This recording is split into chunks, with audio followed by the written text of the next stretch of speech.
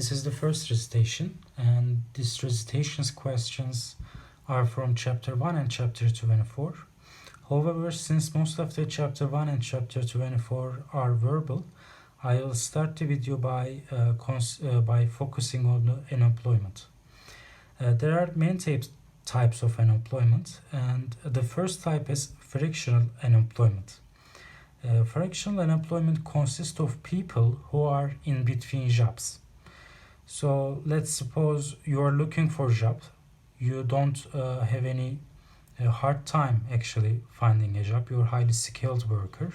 But in order to find a suitable and good job for yourself, you must spend, let's say, 3 weeks. So in the meantime, in these 3 weeks, you are considered as unemployed, but you are in the category frictional.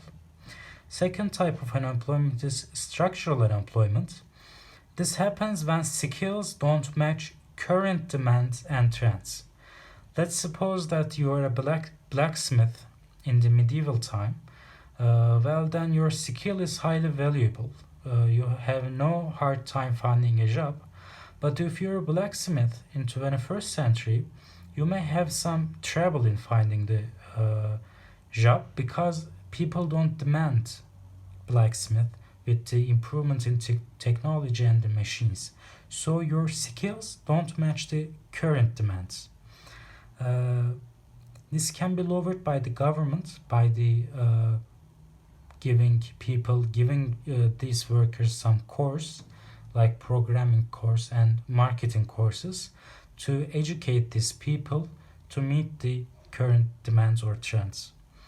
The third type of unemployment is cyclical unemployment. This is related to recessions and depends on the current economic well-being. So it is relatively different than first and second type of unemployment.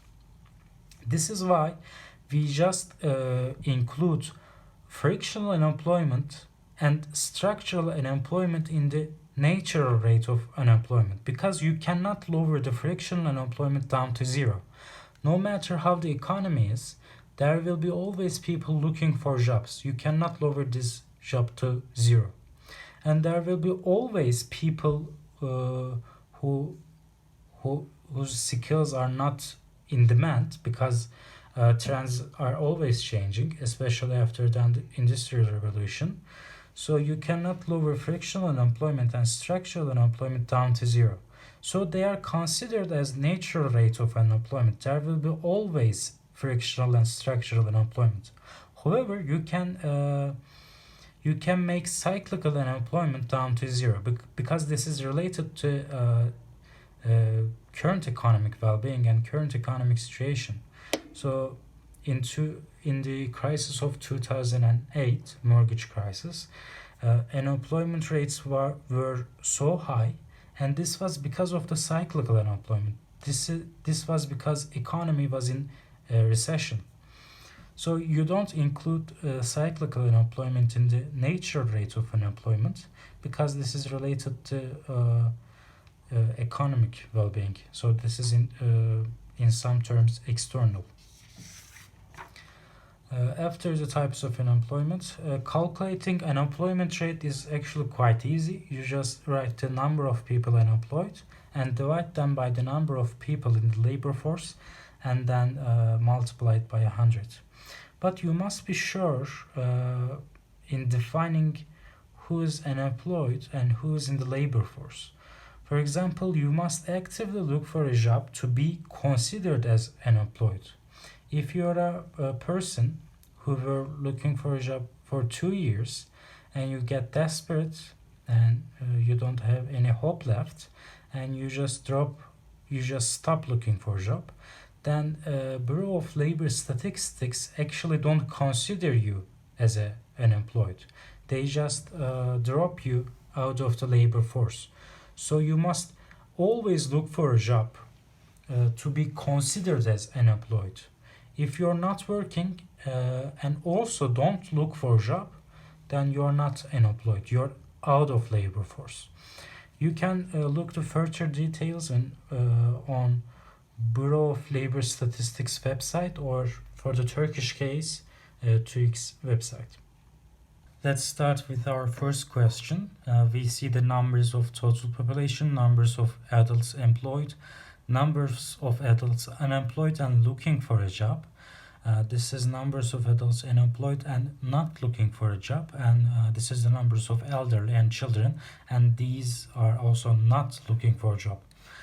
These numbers are in thousands, so this is 600,000. So let's start with the first question. It says calculate the unemployment rate. As we have seen in the beginning, to calculate unemployment rate, we first have to write the number of unemployed people. So we must look here and define unemployed people. As I said, number of adults unemployed and looking for a job, looking for work, are considered to be unemployed.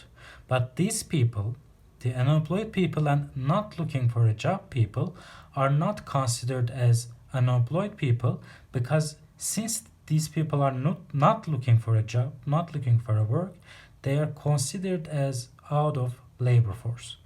So only unemployed people here is these ones. So we write 50 here, and we divide this by the number of labor force. I said that we don't count people not looking for a job as out of labor force, so these people are not in the labor force. Also, elderly and children people, since they don't look for a job, they are also out of labor force.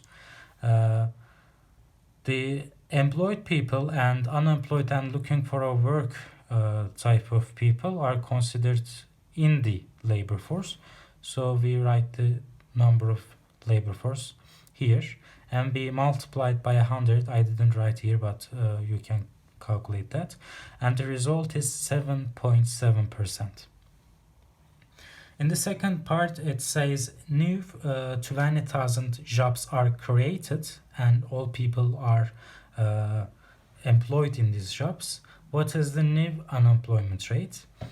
I said that we saw that unemployment was initially 50 and 20,000 people are now in the work. So unemployment number is down to 30. We divide it by the total labor force. Well, labor force didn't change. So it's again 650. And the result is 4.6%. The third part, it says there was a boom and 20 jobs are created. 20,000 jobs were created. But in the third part, it says stocks market crashes and this boom turns into a deep recession. Total employment falls to 520. All the laid off workers give up hope of finding another job and decide to retire and move to Florida. So the number of people unemployed but looking for work remains same. It remains at 30. So what is the unemployment rate in this situation? As the question says, recession only makes people laid off of their work, and these people who were laid off their jobs retire and drop out of the labor force.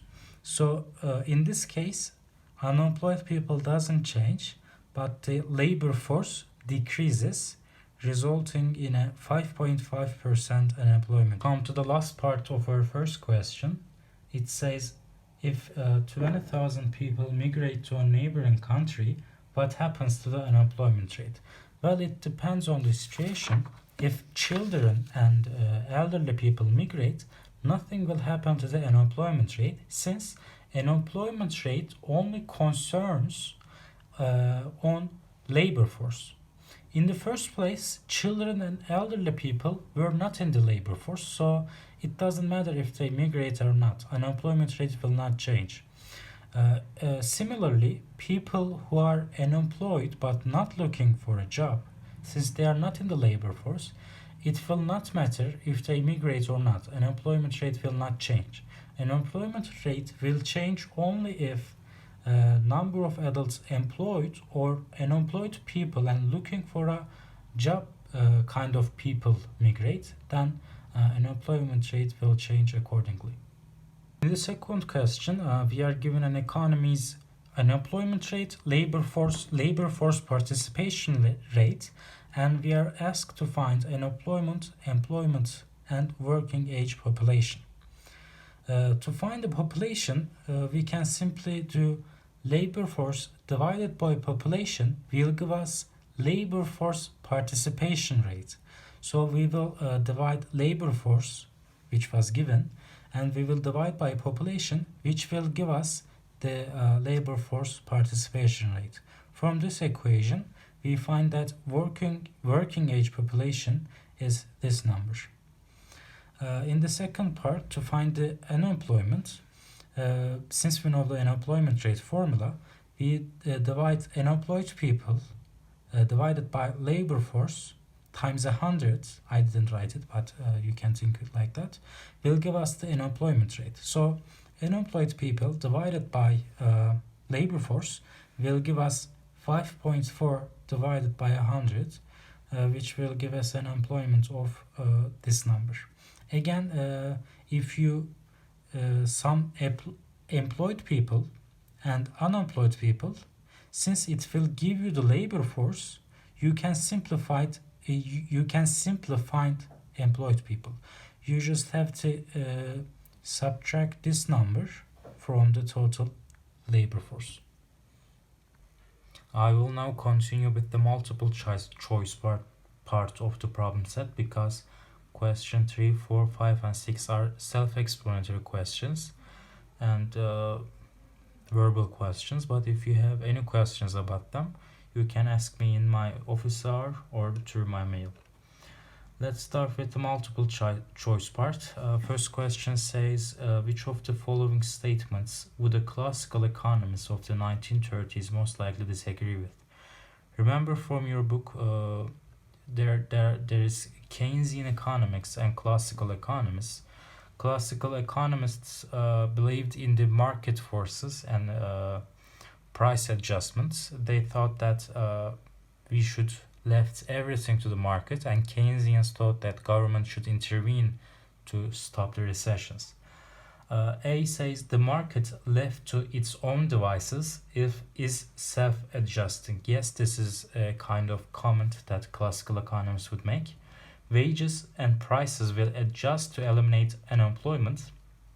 Yes, because classical economists thought that when there is a high unemployment, wages would decrease and it would decrease unemployment rate as well. C, in the short run, the economy might experience some problems. Yes, because they thought in the long run everything will be perfect. The market will make everything desirable. D, government should take action to reduce unemployment. This is actually the point of view of Keynesians. So classical economists would oppose that. The answer is D. Question 2. Which of the following people would be considered unemployed? A 55-year-old steel worker who was laid off 18 months ago and has given up trying to find a job. Remember that I talked about this in the beginning. Discouraged workers or people who given up to search for jobs are not considered as unemployed. So this is not the answer. B, a woman who has quit college to move to New York where she is looking for a modeling job. She is not earning a wage, she is not in a job, and she is actively looking for a job, so we can consider her as unemployed. C, a young man who has recently received his PhD. We don't know about his working conditions, so we cannot say he is unemployed. D, a student who plans to look for a job after graduation. Well, he is not looking for a job now, so he's not unemployed now. We can see his situation after the graduation. So the answer is B. Question 3. İktisat Cafe has no customers for a while due to lockdown. Then İktisat Cafe laid off employees and isn't sure when the cafe will reopen. What type of unemployment best describes the worker's situation? Again, remember from the beginning, this is related to economy, condition of economy. So employees were laid off because economy was in a bad situation. So we can say that they are cyclically unemployed. The answer is D. Question 4. The advice to retrain would be most appropriate for which of the following types of unemployment? Remember that I said some skills might not match current trends or demands. So if anyone says to you, retrain yourself or gain new skills such as programming and advertising, they would refer to structural unemployment because your skills don't match the current demands. Question 5. Suppose the labor force and the working age population stay constant. However, those who were once unemployed become employed. The labor force participation rate will. Remember that labor force participation rate consists of working age population, unemployed people, and employed people in this working age population. Well, working age population stay constant. Again, labor force stays constant. The only changing thing is people who were looking for a job, unemployed people, become employed. But they were already in the labor force participation rate before they were employed. So nothing will change and the labor force participation rate will remain constant. The answer is C. Question 6. Which of the following cause measured unemployment rate to understate the true extent of joblessness? Remember that Bureau of Labor Statistics and TUI considers people who have given up searching for a job as not unemployed. So if you were looking for a job 5 years in a row and you have given up hope and not look for a job now, you are not considered as unemployed. And this makes unemployment rate kind of underrated because it doesn't consider people, it doesn't discourage workers. So the answer is B. Question 7. Macroeconomics seeks to understand. Remember from the chapter 1, macroeconomics deals with big parts of the economy like international trade, inflation, and employment. And microeconomics usually deals with individuals and firms. A. Economic growth, business cycle, and inflation. Yes, this is the answer. Macroeconomics deals with these kind of problems. B. Industry sales, marketing strategies, and corporate growth. This is in the microeconomics. C. Product demand, product cost, and profit maximization. This is again microeconomics. D. Public choices, private choices, and consumer maximization. Again, this is about individuals. So this is microeconomics. Question 8. Suppose that homemakers are included as employed in the labor force statistics. Homemakers are people who work in their own home, like raising their children and maintaining the well-being of the house. So they are normally considered as out of the labor force. But this question asks, what happens if they are included in the labor force? Well, this of course would increase the measured labor force participation rate because normally we ignore a lot of people who work in their own home and consider them as not in the labor force. But if we would consider them in working, if we consider them as working as they are and include them in the labor force, that would increase the labor force participation rate. Question 9. The advice to keep searching, there are plenty of jobs around here for which you are qualified, would be the most appropriate for which of the following types of unemployment? Remember from the beginning, if you are looking for a job, of course you would be unemployed in that period where you are looking for a job. You would be called frictional unemployment. You are not necessarily unskilled and not in demand, but you have some time to find a good job, a suitable job for you. So this is considered as frictional unemployment. The answer is B. Question 10. Suppose the government launches a successful advertising campaign that convinces workers with high school degrees to quit their jobs and become full-time college students. This would cause now the employed people get out of the labor force because students are not in the labor force.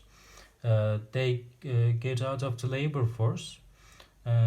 This would decrease the labor force participation rate because initially they were in the labor force, but now since they are students and not look for a job, they are out of the labor force. The answer is A. Question 11. When the economy enters a recessionary phase of the business cycle, unemployment tends to increase because in a recession, output decreases, demand decreases, and as a result, firms don't need that much of a worker, so they lay off workers, and this increases the unemployment rate. Question 12. During the expansion phase of the business cycle, this is the reverse of question 11. If there is a boom, if there is an expansion, demand increases, and as a result of increase in demand, firms increase their production. The answer is A. Question 13. A recession comes to an end with a business cycle trough because remember the shape of the recession and expansions. If we put time in the x-axis and output in the y-axis, expansion happens when time passes and output increases, and a recession happens when time increases and output decreases. The question ends, when does a recession end? A recession ends here because recession happens here and comes to an end here. There's a trough here. After this trough, output increases as time passes, so we again enter an expansion. So recession ends in this trough. This was the end of first recitations. If you have further questions about problem sets or from the book, you can ask us through mail or in the scheduled office hours.